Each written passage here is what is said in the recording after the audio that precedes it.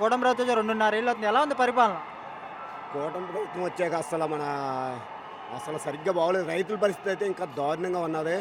మన పొగాకు రైతుల గురించి మాట్లాడాడు. ఏదో గంజాయి బ్యాచ్ ఈ బ్యాచ్ ఎట్టిన ఏదో ఒక అలర్లు సృష్టిస్తున్నాం అంటున్నారు. అసలు పొగాకు కొనుగోలు బాగోకపోతే ఒక ఎమ్మెల్యే కానీ ఒక ఎంపీ కానీ ఈ 3 నెలలు కొనుగోలు మొదలుపెట్టే వచ్చిన పాపాన లేదు. ఆయన ఏదో చెప్తున్నారు అక్కడుండి. ఇక్కడ వచ్చి పరిస్థితి ఏంటని ఒక రైతుని కానీ ఒక బోర్డుకు వచ్చి కానీ ఏం అడిగిన పరిస్థితులు లేదు. అలాంటి వాళ్ళు అక్కడ ఉండి వాళ్ళు రైతులు గంజాయి బ్యాచ్ అంట. ఆ రైతులు అంటే అంత నీచంగా కనపడ్డారు వీళ్ళకి, ఈ ఎమ్మెల్యేలకి. ఇలా అధికారంలో ఉన్నవాడిని ఏది మాట్లాడితే క్షమాపణ చెప్పాలి ఇవాళ రైతులకి. రైతులు అంటే అంత నీచంగా 10 మందికి అన్నం పెట్టే రైతుల్ని ఇవాళ గంజాయి బ్యాచ్ని బేల్డ్ బ్యాచ్ అంటారు వీళ్ళు. జగన్ కాదు వీళ్ళకి క్షమాపణ చెప్పేది. రైతులకి క్షమాపణ చెప్తేనే కానీ కుదరదు. ఇది ఎట్టి పరిస్థితుల్లో మేము ఒక ఉద్యమం కింద పాటిస్తాం. రైతులకి ఎంజాయ్ అంటేంటి, బ్లేడ్ బ్యాచ్ అంటేంటి, రెచ్చగొడతాం జగన్మోహన్ రెడ్డి అంటగా.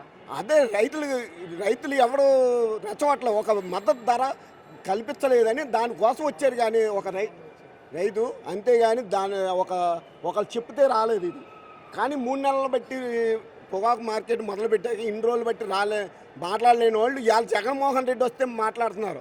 ఇన్ని రోజులు బట్టి ఏమైపోయారు వీళ్ళు? ఎక్కడ అసలు మా ఎంపీ అయితే అసలు ఉన్నారో లేరో కూడా తెలియదు. ఇప్పటికి మా కన్సెషన్లో అసలు వచ్చిన పాపం లేదు. ఓ ఎమ్మెల్యే అయితే చిన్న గ్రామం అయినా ఏమీ లేదు.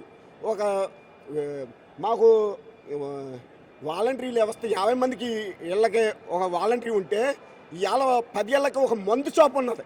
అది మటుకు గొప్ప ఘనకార్యం సాధించారు మన తెలుగుదేశం వచ్చాక. అదైనా ఎంఆర్పీ కన్నా 20 రూపాయలు ఎక్స్ట్రా అమ్ముకుంటూ వాళ్ళు పబ్బం కడుపుకుంటున్నారు. అంతే.